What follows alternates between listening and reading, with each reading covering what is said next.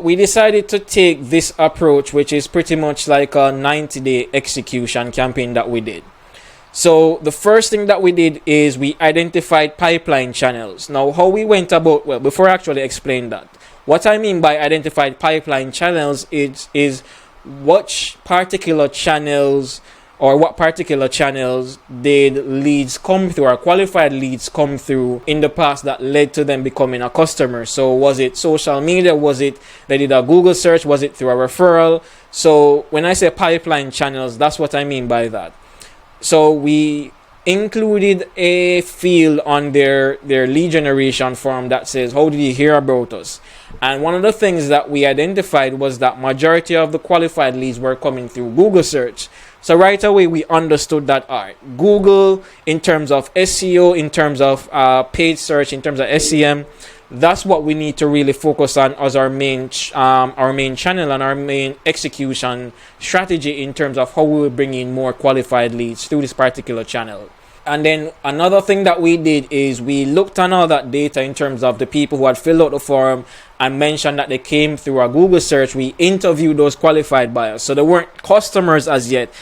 They just filled out a form that said, hey, this is how we heard about the brand, which is Google search.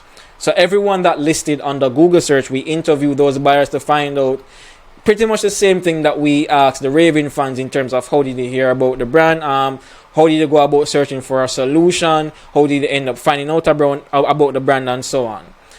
Next thing that we did, or next thing that we really focused on in terms of identifying through these interviews are what are certain keywords that they use for a particular search that led to this particular client's brand. And then once we identified that, then we ran Google ads to the particular case study. So we had developed 3 different case studies with 3 different use cases or scenarios that led to someone becoming a customer and then becoming a Raving fan. And then the next step is a call to action where they will book a sales call with a sales rep. So at the end of that particular case study, they will have a call to action. Once they click that button, it carries them to a lead generation form. They fill out that form and it will pass to a sales rep. Now, one of the things I want to mention that I didn't before, 2 things actually, is you'll notice here it says bottom of funnel execution and top of funnel execution. Now, the reason why it says this is because we really wanted to focus majority in terms of what our main focus was just getting customers, right? We weren't trying to create brand awareness necessarily, even though that did happen. We weren't focused on engagement and so on. The main priority for us was creating that bottom of funnel content, which would be the case studies, driving traffic to those case studies, and then converting those to qualified leads and those qualified leads to actual paying customers. And right here where you see that it's highlighted in orange as opposed to the rest of the entire process that's highlighted in blue, this is where we actually started our 90-day execution. So everything that you see here before was just us, as you could call it, pre-campaign prep that we did. But the 90-day execution for these particular Google ads really started here.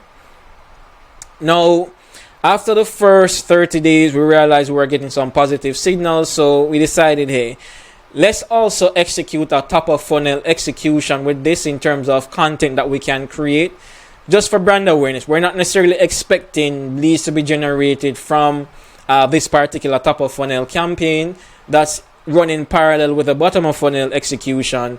We're just trying to develop some brand awareness because these stories were so amazing that we wanted to get them more out there. So we repurposed many aspects of the case studies for organic social, meaning we repurposed certain things. We would have created slides, we would have created videos. So the customer service rep would have interviewed that person for her to share her stories of what it was like working with these particular customers. And so we would cut those up into clips and we use them to post across social media, organic, really to drive that brand awareness, that engagement. And we also ran social media ads to the case studies as well. But as I mentioned, the goal for this particular execution, for the top of funnel execution, wasn't to generate leads. Did we generate some leads from them? Yes, we did, but that wasn't necessarily the focus. We really want to focus our lead generation execution on the bottom of funnel, which would be the Google ads that we ran as a tactic and the Google search as a channel to execute this bottom of funnel execution. So these were our results after 90 days. We had a 125.8% increase in web traffic to the website, and we increased conversions, that is qualified leads to actual paying customers. We increased that from 12.6% to 25.4% over that 90 day period.